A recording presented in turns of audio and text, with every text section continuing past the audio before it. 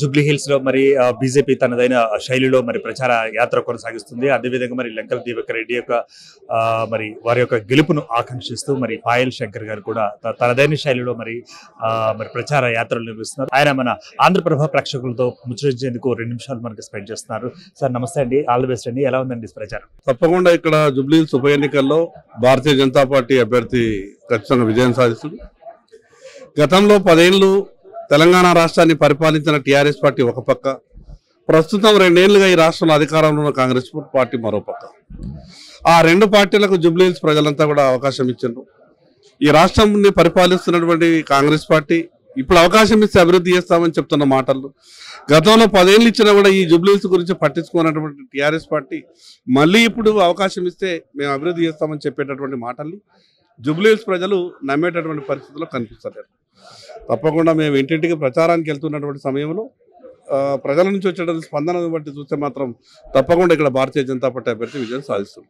ఇక్కడ దేశభక్తి ప్లస్ మరి హిందూ తత్వం అనేది మరి ఏ కోణంలో మీరు ముందుకెడుతున్నారంటారు జూబ్లీ హిల్స్ నియోజకవర్గంలో మీ పార్టీ? రాజకీయాలలో రాజకీయ పార్టీల పాత్ర ఏ రకంగా ఉండాలి? కేవలం ఎన్నికల సమయంలో మాత్రమే మాయమాటలు చెప్పి మోసం చేసేటటువంటి పద్ధతి ఆ 2 రాజకీయ పార్టీలు కాంగ్రెస్, టీఆర్ఎస్. కానీ భారతీయ జనతా పార్టీ ఎన్నికలు ఉన్నా లేకున్నా ప్రజలతో మమేకమై ప్రజా సమస్యలపై ఎప్పటికప్పుడు పోరాటాలు చేస్తూ ప్రభుత్వాల మీద పోరాటం చేస్తున్న పార్టీ భారతీయ జనతా పార్టీ ఈ రాష్ట్రంలో, ఈ నియోజకవర్గం. ఈరోజు కాంగ్రెస్ పార్టీ మాట్లాడుతున్నటువంటి మాటలు ఒక వర్గాన్ని సంతృప్తి పరిచే విధంగా, మిగతా హిందువుల మనోభావాలను దెబ్బతీసేటువంటి విషయాలు ఏవి తెర మీదకి వచ్చినా చర్చకు వచ్చినా వాటితో మాకేం సంబంధం లేదనే విధంగా గుళ్ళు కూలగొట్టినా గోపురాలు కూలగొట్టినా ఈ ప్రభుత్వం స్పందించలేదు. కానీ మైనార్టీల విషయం వచ్చే వరకంటే కాంగ్రెస్ పార్టీ వాళ్ళు చూస్తున్నటువంటి మైనార్టీల పట్ల ప్రేమ కేవలం 20% ఉన్నటువంటి ఆ ఓట్ల మీదనే ఆధారపడి రాజకీయాలు చేస్తున్నట్టు కాంగ్రెస్ పార్టీ కనిపిస్తూ ఉన్నది. టీఆర్ఎస్ పార్టీ కూడా అదే పంతాన్ని ఎంచుకున్నది. ఈరోజు కాంగ్రెస్ పార్టీ, టీఆర్ఎస్ పార్టీ ఎంచుకున్నటువంటి పంతా కేవలం మైనార్టీ ఓట్ల ద్వారానే రాజకీయాలు చేస్తుంది. కానీ భారతీయ జనతా పార్టీ ఆ రకంగా కాకుండా అందరితో అన్ని వర్గాల్ని కలుపుకొని రాజకీయాలు చేయాలి, అన్ని వర్గాలకు సమన్యాయం చేయాలంటూ ఆలోచిస్తుంది భారతీయ జనతా పార్టీ ముందుకు పోతా ఉంది. ఇప్పుడు ఈ నియోజకవర్గంలో బీసీ కార్డు పనిచేస్తుందంటారా లేకపోతే సింపతి పనిచేస్తుందంటారా? మరి మీరు ఎలా ఓటు అడగలరంటారు? ఇప్పుడు భారతీయ జనతా పార్టీ నరేంద్ర మోడీ గారి నాయకత్వంలో ఈ హైదరాబాద్ పట్టణానికి, హైదరాబాదు అదేవిధంగా నగర శివార్లో మొత్తం కలిసి ఇప్పటివరకు 1,67,000 కోట్ల రూపాయలు కేంద్ర ప్రభుత్వం అభివృద్ధికి నిధులు ఇచ్చింది.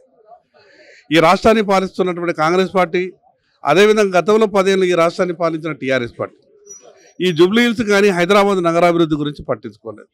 కేవలం కమిషన్లు, ఏ పని చేస్తే కమిషన్లు వస్తాయో వాటి మీద ఆధారపడి రాజకీయాలు చేసింది.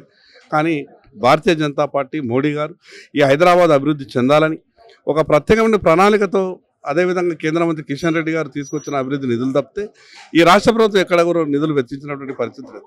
ఈ విషయాలన్నీ కూడా జూబ్లీ హిల్స్ ప్రజలంతా కూడా గమనిస్తూ ఉన్నారు.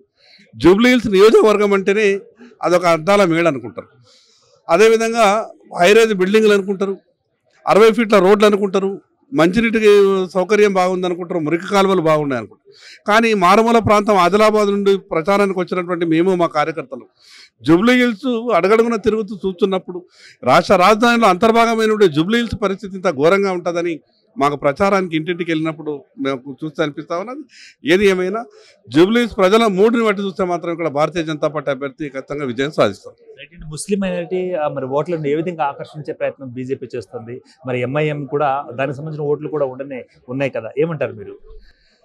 ఈరోజు ఎంఐఎం అనే పార్టీ, ఏ పార్టీ అధికారంలో ఉంటే ఆ పార్టీకి కొమ్మగాల్సిన పార్టీ ఎంఐఎం పార్టీ. ఈరోజు ఆ తోక పార్టీ గురించి మీకు చర్చ పెట్టదలుచుకోలేదు. ఆ తోక పార్టీ గతంలో టీఆర్ఎస్ పార్టీకి మద్దతు ఇస్తే ఈ రాష్ట్రంలో ఏం జరిగిందో తెలుసు. ఈరోజు కాంగ్రెస్ పార్టీకి మద్దతు ఇచ్చినంత మాత్రాన ఒరిగేది ఏమీ లేదు. టీఆర్ఎస్ పార్టీ ఎప్పుడైతే ఎంఐఎం మీద ఆధారపడ్డదో అప్పుడే ఆ టీఆర్ఎస్ మునిగిపోయింది.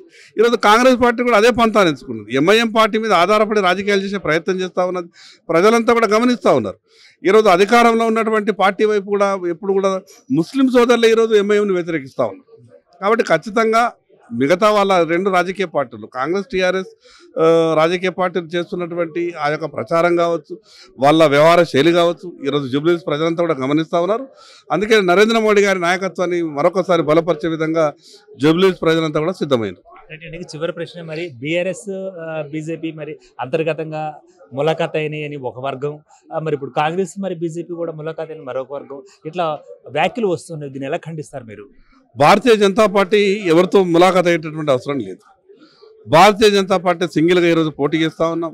భారతీయ జనతా పార్టీ కేవలం ప్రజలతో మాత్రమే ములాఖాత్ అవుతుంది. మేము ప్రజలతో మాత్రమే మమేకమవుతాం. ప్రజా సమస్యల పట్లనే మేము స్పందిస్తాం తప్పితే మిగతా రాజకీయ పార్టీలు వాళ్ళు ఏదో మాట్లాడుతున్న మాటలు మేము పట్టించుకునేటువంటి అవసరం లేదు. కాంగ్రెస్ టీఆర్ఎస్ పార్టీలు కలిసిపోయినాయి. దానికి ఉదాహరణ ఎందుకనంటే ఈ రాష్ట్ర ముఖ్యమంత్రిగా రేవంత్ రెడ్డి గారు కాకముందు కాంగ్రెస్ పార్టీ అధికారంలోకి వస్తే కేసీఆర్, కేటీఆర్, హరీష్ రావు ఈ రాష్ట్రాన్ని దోపిడీకి పాల్పడ్డారు. లక్షల కోట్ల రూపాయలు దోచుకున్నారు. ఆ అవినీతి సొమ్మంతా గక్కిస్తాం, అభివృద్ధి కార్యక్రమాలు చేస్తాం, సంక్షేమ పథకాలు ఇస్తామని చెప్పారు. ఏమైంది? ఈ రాష్ట్రంలో కాంగ్రెస్ పార్టీ అధికారంలోకి వచ్చి 2 ఏళ్ళు అయింది. ఏ ఒక్క టీఆర్ఎస్ పార్టీ నాయకుడు అరెస్ట్ కాలేదు. ఏ ఒక్కరి మీద కూడా కేసు రిజిస్టర్ కాలేదు. హవాలా ద్వారా విదేశాలకు తరలి వెళ్ళిన ఏ ఒక్క రూపాయి కూడా రిటర్న్ రాలేదు. ఈ రకంగా 2 రాజకీయ పార్టీలు కలిసి రాజకీయం చేస్తున్నాయి. తెలంగాణ రాష్ట్రంలో ఉన్నటువంటి పిల్ల కాంగ్రెస్కు కొంత ముట్ట చెప్పింది టీఆర్ఎస్ పార్టీ. ఢిల్లీలో ఉన్న తల్లి కాంగ్రెస్కు ఇంకొంత ముట్ట చెప్పింది. దాని కారణంగా 2 రాజకీయ పార్టీల మధ్యన ఒక సర్దుబాటు జరిగింది. దానివల్లనే ఏ అవినీతి కేసు కూడా బయటకు వస్తలేదు. కాబట్టి టీఆర్ఎస్ కాంగ్రెస్ 2 కూడా కలిసిపోయి రాజకీయాలు చేసే ప్రయత్నం చేస్తున్నారు. బీఆర్ఎస్ కానీ కాంగ్రెస్ కానీ ఈ రెండు పార్టీలో ఏ పార్టీ మీకు పోటీ ఇస్తుందంటారు? 2వ స్థానంలో టీఆర్ఎస్ ఉంటుందా కాంగ్రెస్ ఉంటుందా ప్రజలు నిర్ణయిస్తారు. All the best.